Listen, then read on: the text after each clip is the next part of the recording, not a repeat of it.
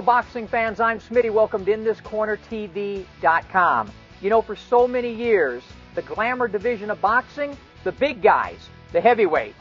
Well, that hasn't been the case lately, has it? Hopefully, things will change. Thanks to our guest today, David Haye. Maybe he'll spruce things up.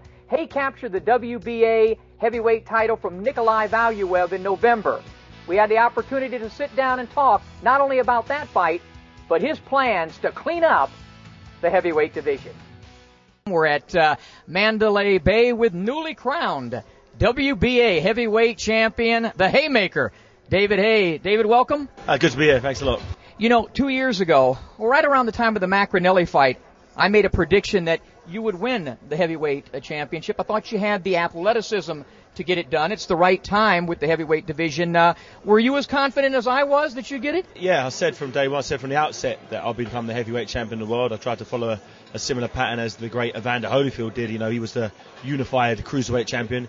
He then moved up to heavyweight and challenged the big boys, and it paid off. You know, he beat a lot of them. So I knew it could be done. You know, I believed that I had, as you said, the athleticism, the speed, accuracy, and the right mindset to go out there and take on the big boys. And I didn't only take on the big boy. I took on the biggest boy in boxing history, 7'2", you know, 315 pounds. You know, he was a man mountain, and I figured out a way to relieve him of his WBA title.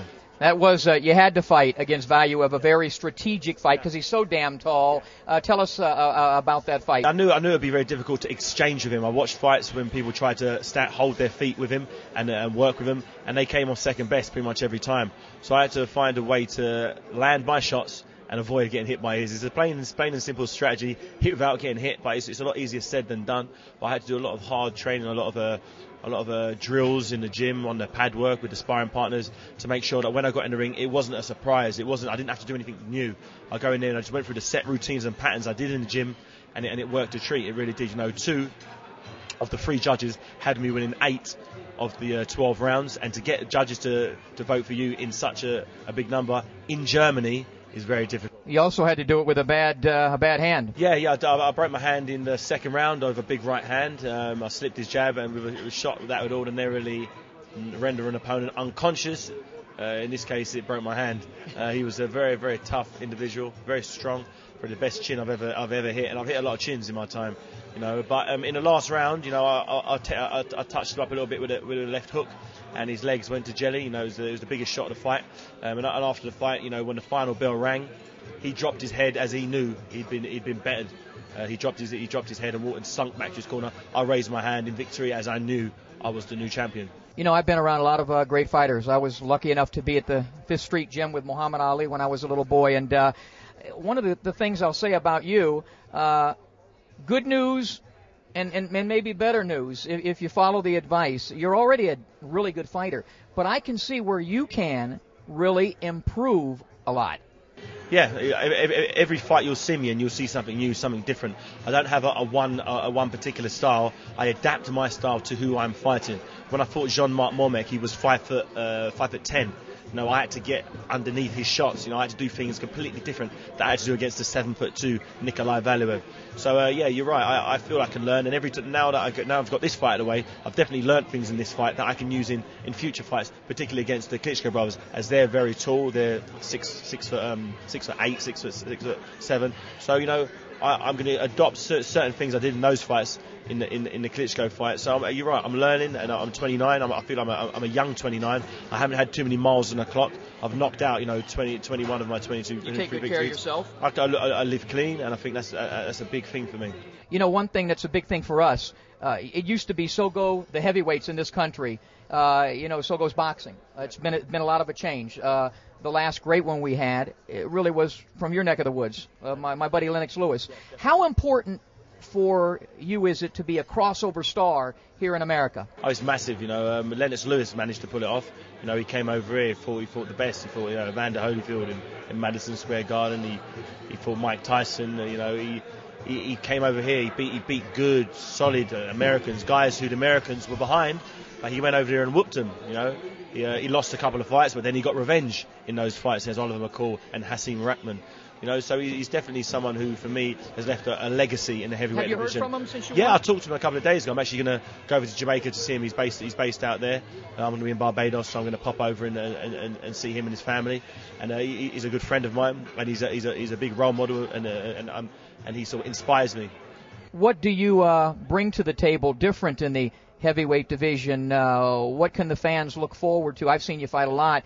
I know what you bring. What do you think you bring that's a little different? Some charisma. Some charisma and a lot of excitement. If you look at a lot of the Eastern European guys, they come from the old sort of Eastern Bloc amateur training method where they throw very regimented punches. Their arms are very stiff.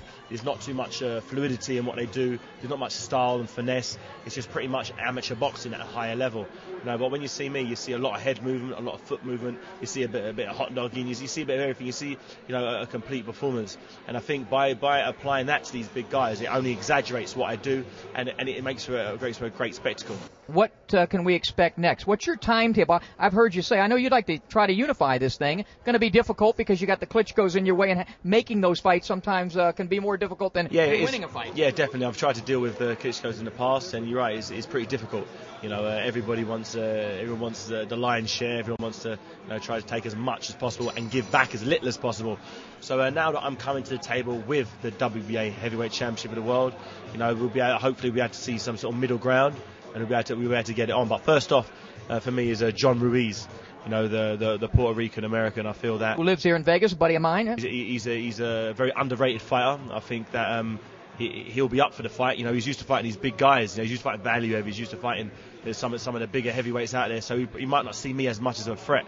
But I definitely feel, with what I bring to the table, your buddy's going to have to get knocked out. Sorry about that. I got another buddy of mine I heard a message from. His name is David too, the Terminator, David Tua. Is that something you'd consider down the road? Definitely. David Tua, he's coming off a great win. He's been pretty inactive in the last few years, but he's come back with a good win against his countryman, Shane Cameron. Sorry, he's not a countryman. He was from Australia. He had a good victory. He came out there and blasted him out of the water. Shane Cameron is a club level fighter, but if David Tua can keep the same momentum going, then I definitely see a showdown with potentially him in the future. Tell the American audience something, this will air everywhere, but tell us a little bit, some stuff about you that we don't know, something personal, something about your life that we maybe don't know. I have 2 chihuahuas. A lot of people are quite surprised when they see me walking down with 2 little fluffy chihuahuas. The ladies like that. So. Yeah, the ladies like that. When I first got them, my wife actually bought the dogs, and I was really embarrassed, to be honest. And then once I realised how much attention you got with the dogs, they became my best friends, and I love them to death now. Who's your favorite fighter of all time? My favourite fighter of all time? There's so many of them. There's different fighters with different reasons. You'd have to obviously go with the great Muhammad Ali. I actually named my son Cassius Haye. So there's a link there to the great Muhammad Ali. You obviously got the great Lennox Lewis for me. Someone who's the consummate professional inside and outside of the ring. I love Bernard Hopkins, Roy Jones, James Toney, guys who really put it online and really go with these big fights. Obviously, Oscar De La Hoya. There's so many fighters out there. Tell us about signing with Golden Boy. It's definitely. I knew that I'd have to come over here and take over America. That's always been my plan. I know the American fight fans like what I do, like what I bring to the table, and it's the natural thing to come over here and try and take over. And I felt that Golden Boy, we made a sort of a strategic alliance in terms of we work together as promoters. I promote a lot of my fight Haymaker promotions, so teamed up with Golden Boy promotions.